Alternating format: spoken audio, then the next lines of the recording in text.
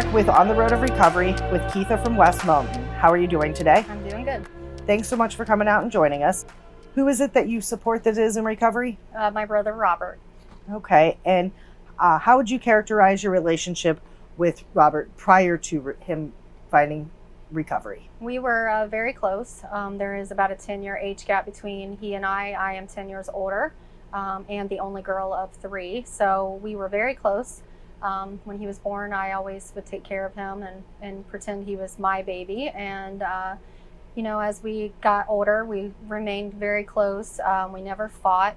We had a great relationship. My mom always said, I don't understand why my 3 kids don't fight with each other. It's not normal.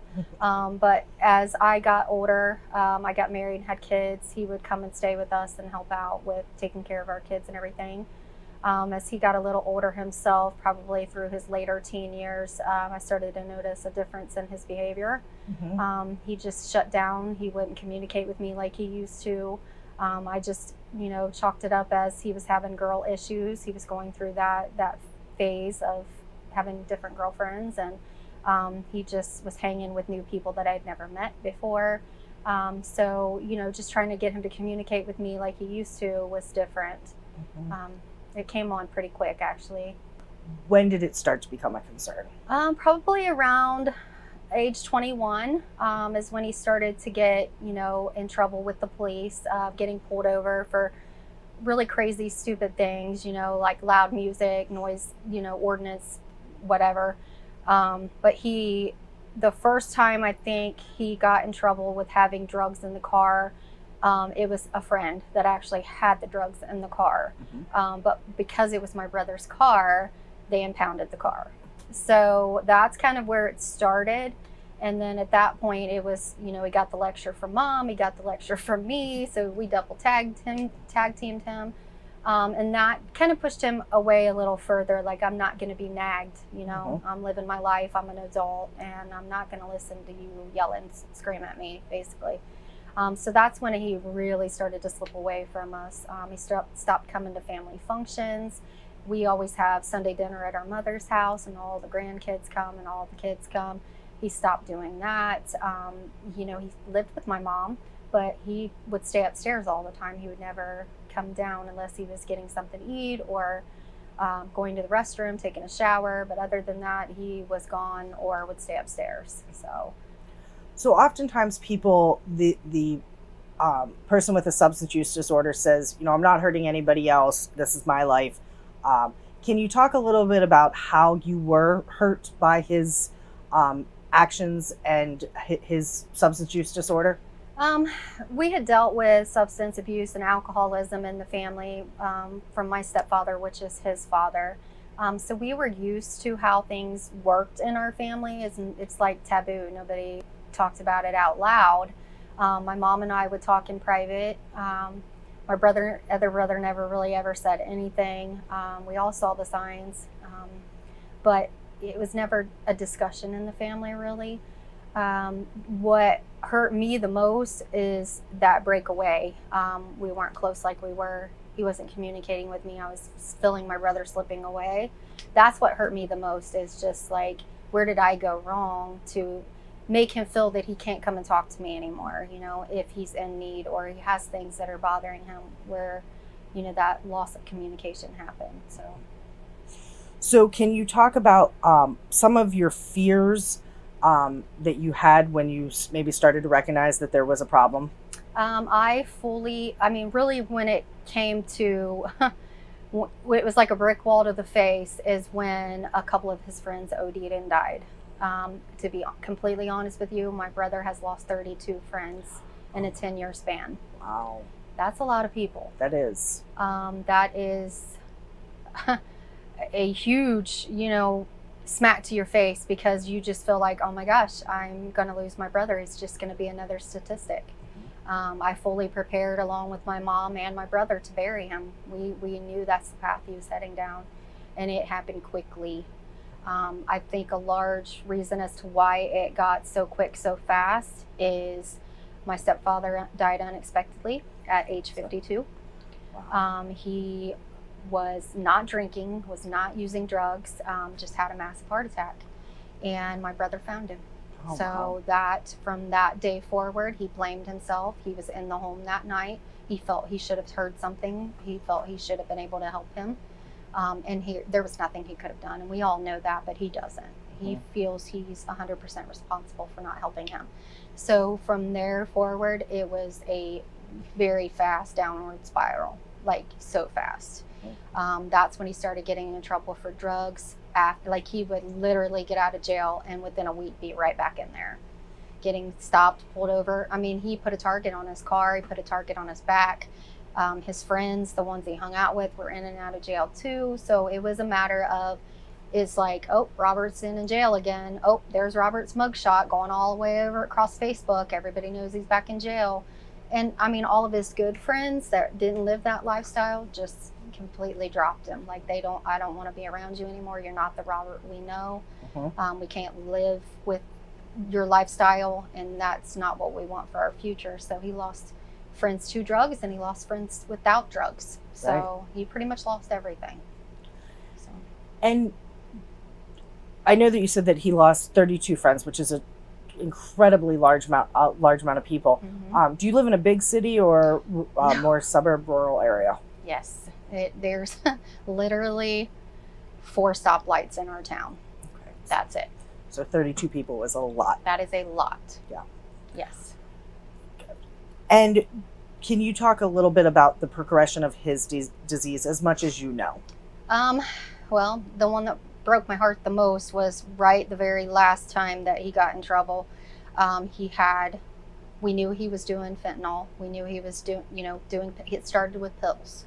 When the pills couldn't get him high anymore, he went to heroin. He was not shooting up. He actually went from heroin to meth. And when we started to know that he was doing that is when he would come home covered in sores on his face. So I knew. I mean, I work in a medical background. I know the signs. And my mom was taking pictures and sending them to me, and I knew. And he was so skinny and thin. I know he wasn't eating. He couldn't keep a job. Didn't have a car any longer. He was sleeping on other people's couches when he wasn't with my mom. And then he just hung with the wrong crowd. So I knew that these people were doing exactly what he was doing, and there was no way he was going to save himself around that. Right. So he went, meth and the fentanyl and the heroin was probably the worst. But it didn't start that way. It progressed to that. Right. So. Were there any attempts, or did anybody in any of his criminal justice involvement, did anybody offer him treatment, any type of help along those lines? Yes, he, did the treatment in lieu of conviction. He was starting to go to a local organization, and it was working there for a little while. It lasted maybe 2 or 3 months, and he relapsed, and then it put him right back in jail. We did whatever we could to support him, for him to know that we loved him and that we would support him. I put money on his books for him to call home every day, and I told him, I said, you don't even have to call me, but call your mother, because she's at home stressed out over you. And he would call her, he would call me, and I would send him, food boxes and stuff, just so that I knew he was eating while he was in there. And he got out, and I was so glad that for a couple months he was out of trouble. He was going to his meetings, he was seeing his therapist. But then he got a phone, and then that's when he started to disappear, making secret phone calls. And then I knew, here we go, because he couldn't look me in the face. If you can't look me in the eye while you're talking to me, I know you're doing wrong, because the brother I know would look me in the face. Right. So it just started all over again. And then we did this for 8 years, if not more. Wow. So, I just kept telling him, I was like, you're just killing yourself. You're just a number. You're another person that's waiting to OD and die. And I can't deal with that. I'm not going to bury my brother, and it was like, it didn't click in his brain how much he was hurting us. Right. Until he got trouble the last time. I finally had conversations with my mom and said, this has to stop. We've got to stop enabling him. We have to help him hit rock bottom. He has to feel that he has nothing left, where it's going to click with him to get help. And that's what happened. Okay. So he's in recovery now. Can you talk about that, how he got into recovery that final time? Yep. He continued to stay in that treatment facility he was in, or going to, but He relapsed again. And this time, after several conversations of me probably sounding like a bully to my mom, telling her we have to do this as much as it's going to hurt and be hard. We have to do this. This is what's going to save his life. He stole her car. He asked her if he could borrow the car, and she said, I'm not giving you my car to go buy drugs. And he said, Mom, I need the car. I have to go. And she's like, no. She went to the restroom, and he stole her keys, and he took the car. So when she came out of the bathroom, the car was gone. She called me, crying, of course. And I said, call the police. If you don't call them, I'm going to call them. And she called him. And that was the first thing she's ever done to, I guess, really let him know that I've had it. I'm done. And because she called the police, they did not impound her car when they found him. So they called her probably 45 minutes later and said, we have your car and we have Robert. And she said, I'm going to have my daughter bring me to get it. So I drove her up there, and sure enough, they had him handcuffed in the back of the cruiser. And he just kept yelling, I want to talk to Mom. I want to talk to Mom. And she said, nope, I have nothing to say. And she went and got back in the car and sat there and cried, but she wouldn't talk to him. And I asked the officer, can I speak to him? And he says, of course. And I just laid into him. This is the first time I've ever screamed at him or yelled at him. And I told him, I'm done. This is it. It ends today. It stops today. I will not take your phone calls. I will not send you food boxes. I will not come and visit you. I'm done. This has to be it. It has to stop. For my sanity, for our mother's sanity, I said, do you realize you're killing our mom? You're killing her. She's so stressed out. She can't sleep. She can't eat. She thinks she's going to bury you. No parent should have to bury their child. And he said, I know you're upset with me. And I said, you have no idea how angry I am with it right now. I said, you're dying. I see it. I don't like it. And I don't like the person you are. I want my brother back. And if I can't have him, then I can't have you. And I shut the door. And he, for 18 months, was in jail. He called me and my mom 10 times a day, and we denied it. And we never took his calls in that whole time. We didn't visit. I didn't send money. Nothing. It was rock bottom. And that day I told him, when you get out of jail, you're not coming back to Mom's. You're not welcome there anymore. I said, you cannot be living at our mom's house and have drugs in there. I said, don't think that I don't know. We found needles upstairs, and your nieces and nephews are coming in and out of there, and it's not safe for them.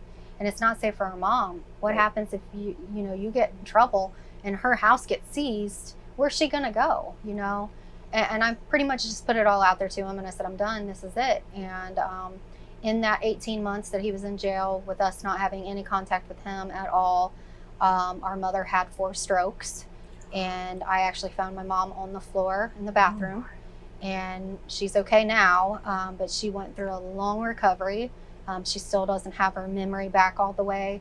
I don't know how he found out. Must have been one of his friends that come to visit and told him or whatever. And he said, dude, your mom almost died. And she was in the ICU for 3 weeks. And, your stress could have done this to her. And I don't know if that clicked with him, like, oh my gosh, my mom, could have died, and she would have just remembered me the way I was. And I don't want that. So when he came out of jail, he has not relapsed one time, and it's been 2 years. That's fantastic. Yeah. So what does he do now for his recovery? He did 18 months in the local facility, outpatient services. He was getting the medication assisted treatment. He was doing group counseling, individual counseling. He went to weekly NAAA meetings. He was religious. He did them. My mom did allow him to come home. He could not drive.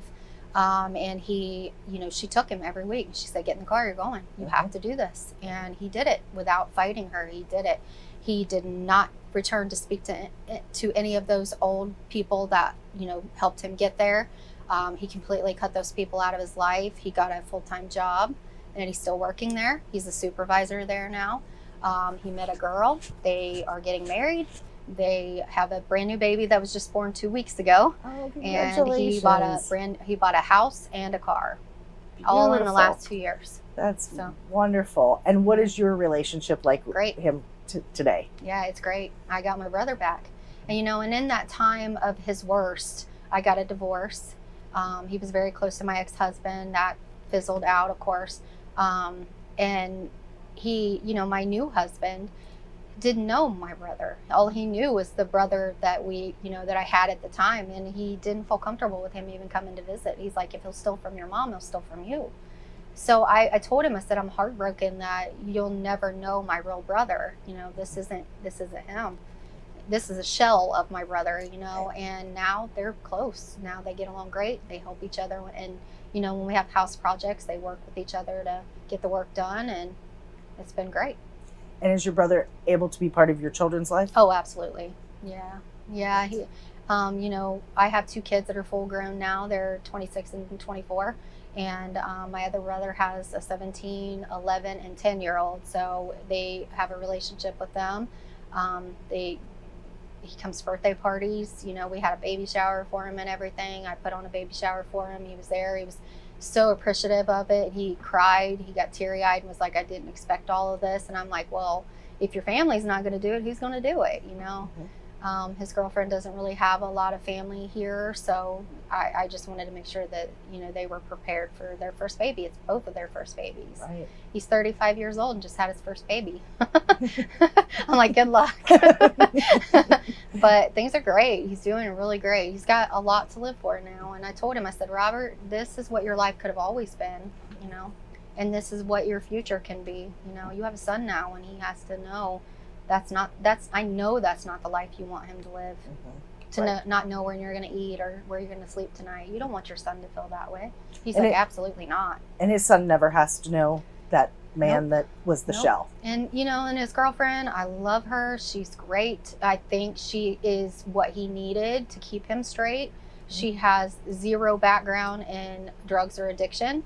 She has 2 brothers that are addicted. Her father's addicted. And she's like, I won't live that life, and my son will not be a part of that. And it was an unplanned pregnancy, of course, but I think that gives him all the more reason to keep his life together, for him.